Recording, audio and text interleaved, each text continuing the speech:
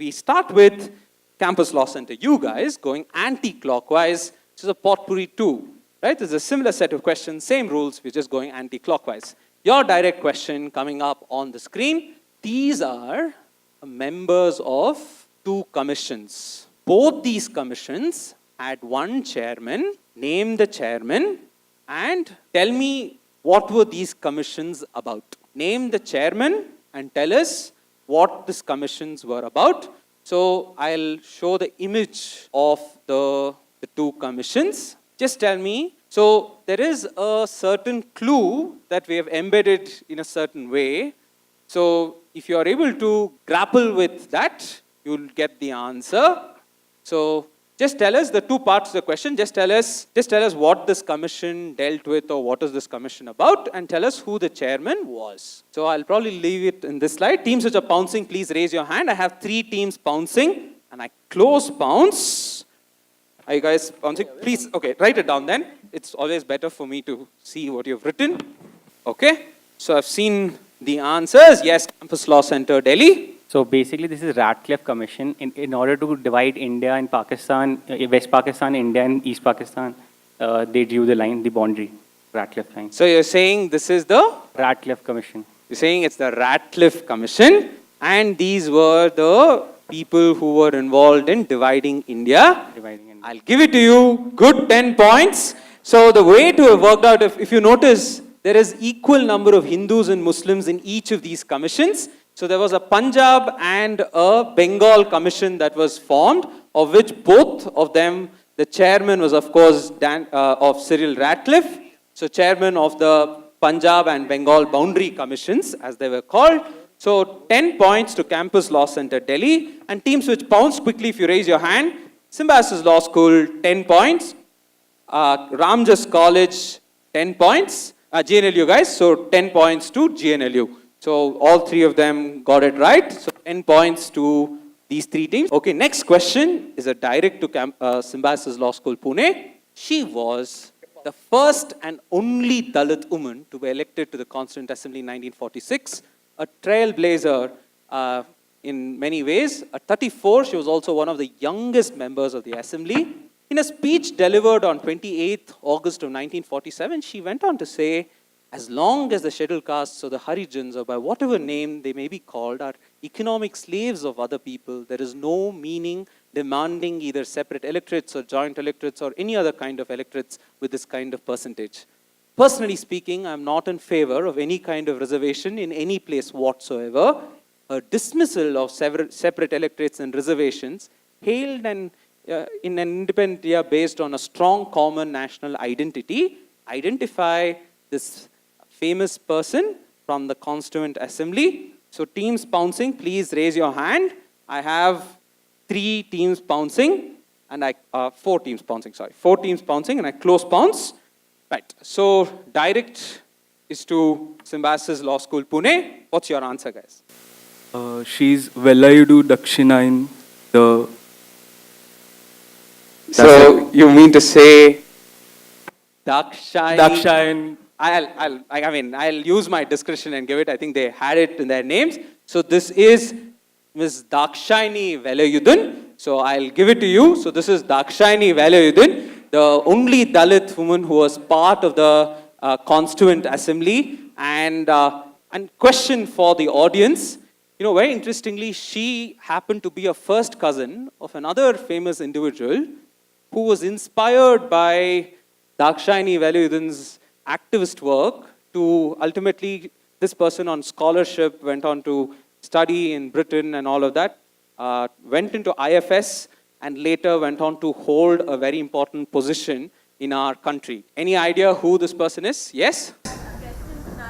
President Narayanan. K.R. Narayanan was her first cousin. Yes, you have good answer there. So this is Dakshini Velayudhan, and she was the first cousin of K.R. Narayanan also. Good answer from the teams. So teams which pounced, if you raise your hand. So the direct was for Mass Law School, so 10 points, and the teams which pounced, 10 points to Campus Law Center, 10 points to Ramjas College. They're minus 10 to NUJs because you said masculine. So You said, okay, my bad. So you guys got it. NUJS 10 points, but IIT Kharagpur got a minus 10. Right? Let's get that scoring right. Yes? Okay, good. Right? Next question is direct to GNLU. Your direct question coming up. Historically, it is said to have come under British suzerainty in 1790, but it was only in 1909 that British annexation of this territory took place, following the failure of the ruler to repay his debts to the British Empire. While India became independent in 1947, this territory continued to fly the Union Jack till 1952, even though control over this territory should have passed to the government of India. However, due to unknown reasons, it was only formalized after the Indian government held a plebiscite in 1956 to determine if the population in the territory wished to join the Indian Union. Thus, this has perhaps marked a strange occasion where a territory under the sovereign control of the British, unlike Hyderabad or Junagadh or Kashmir, which were princely states, had a plebiscite to determine its status. So identify this territory where the first time such a plebiscite was held. So that is, while India became independent also, this territory continued to fly the Union Jack. And later, in 1956, due to the plebiscite, they were ultimately, it was joined India. So which territory am I looking at? So teams, pouncing teams, please raise your hand. No one risking a pounce. I close pounce, direct to GNLU. Is it Jodhpur? Is it Jodhpur, NLSIU? You choose to pass as well. IIT Kharagpur. Andaman and Nicobar Islands. Moving on to NUJS. Sikkim. Ramjas College. We're guessing Lakshadweep. So I need a specific answer. it's one of the three main islands of Lakshadweep. Minikoi Islands. That's the right answer. Well done. My heart was going out whether to, probably giving them part points or something, but pulling off at the last minute. Good answer there. Yes, this is the Minikoi Islands, and great, good answer. 10 points to Ramjas College, School of Law Christ. Your direct coming up on the screen. During the last session of the Constituent Assembly of India, held on January 24th, 1950, the President of the Assembly, Dr. Rajendra Prasad, who would be named President of India later in the same session, started the day with a statement. There's one matter which has been pending for discussion, namely the question of the dash. At one time, it was thought that the matter might be brought up before the House, that a decision taken by the House by way of a resolution, but it has been felt that instead of taking a formal decision by means of a resolution, it is better I make a statement with regard to the dash. Accordingly, I make the statement. In the 166 days that the Constituent Assembly met to discuss and create the Constitution, the dash was spoken of only this once, and Purnima Banerjee uttered the words that were part of dash towards the end of proceedings in the Constituent Assembly. What is being talked about? There are clues in the question. Intuitively think of Purnima Banerjee happened to use utter words that were part of dash towards the end of the proceedings. Yeah, okay, teams which are pouncing, please raise your hand. I see only one team pouncing, and I close pounce. School of Law Christ, your answer. They say that this was the discussion regarding the adoption of a anthem or the national anthem, and therefore they were talking about either Jana Gana Mana or Vande Mataram in that context. 10 points. Good answer. So it was towards the end of the proceedings, and usually you end with most proceedings with this one. So good answer. So 10 points. That was the discussion on the national anthem, and Ramjas College also cracked it with 10 points. A good round of applause for them too. So good answers. So this is the national anthem, and now direct to Campus Law Center, Delhi. Your question coming up on the screen. So TAIP was an airline which operated from 1955 to 1961. During that time, a policy had been adopted where vital services and infrastructure vital to the economy of the region had been blocked. It was like an embargo. Foreign trade, air routes, rail links, telephone lines, bank accounts were cut off, which concerned an individual named Paulo Bernard Guedes, who felt that the urgent need to find alternative means for moving people, goods, and capital to ensure economic activities. authorities also decided to construct airport infrastructure, and eventually 3 airports were opened for this airline to function. Why was this airline started and what led to its closure? The question, the 2 parts, I mean, this is more or less that if you get the funda right, you'll get both the parts right. Teams which are pouncing, quickly raise your hand. I see 4 teams pouncing, and I close pounce, and I check their answers. So the direct was to you guys. Yes, Campus Okay. Law Center. Okay, this airline was started by Portuguese government under the for the Portuguese Goa under the occupation of Portugal, and it was closed because in 1961 Nehru invaded Goa and took integrated Goa into India. Therefore, its closure. Okay, yes, that's the answer we were looking for. So yes, this is because obviously there was an embargo for this one. This was the national state airline of Portuguese India, which comprised of these regions.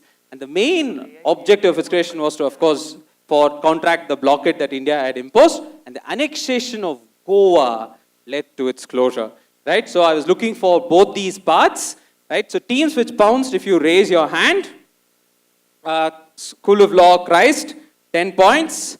10 points for Ramjas College, IIT Kharagpur, GNLU. So Simbi, Pune, they got one part right and they missed on the other part, but since the rule says that you'll have to minus 10, Symbiosis Law School, Pune, and 10 points for Campus Law Center, Delhi, which got it on a direct. Good answers there. Direct to Symbiosis Law School, Pune, your direct question coming up on the screen. So it was a very, very unusual experiment in British India, and probably the first time that such an experiment was being carried out on such a scale in pre-independent India, conceptualized by Mahatma Gandhi ji and Morris Friedman. It also provided a practical working version of purely Gandhian constitution. What am I talking about? So you just tell me, where was this experiment carried out? Okay, and this book, in fact, it says an unusual Raja who allowed for this experiment. There's a book by Appa Pant, and I just thought it'll be a clue of sorts, if any, this one. So you just tell me, what was in pre-independence India, first time somewhere where the Gandhian ideals of how a constitution should be was first implemented, right? So where was this? So teams which are pouncing, please raise your hand. So just tell me what this experiment is, or where was this? I mean, that's also fair. Okay. So one team pouncing, and I direct to, Symbiosis Law School. Guys, okay. So I'll use my discretion. Teams which are pouncing, please raise your hand now. Okay. Two teams pouncing, and I close pounce. Symbiosis Law School, Pune. This is villages as self-sustaining republics. Yes. I mean, that is the concept of Gandhian constitution, right? Like decentralized, the villages having this one. But this specific place where this experiment was held, like, I mean, I want the name where this experiment... Wardha. Wardha. Moving on. This is the first Panchayati Raj system and it's in Baroda. Okay. Moving on. Satara with like Panchayati Raj system. Satara. Moving on. You guys pounced. NUJS.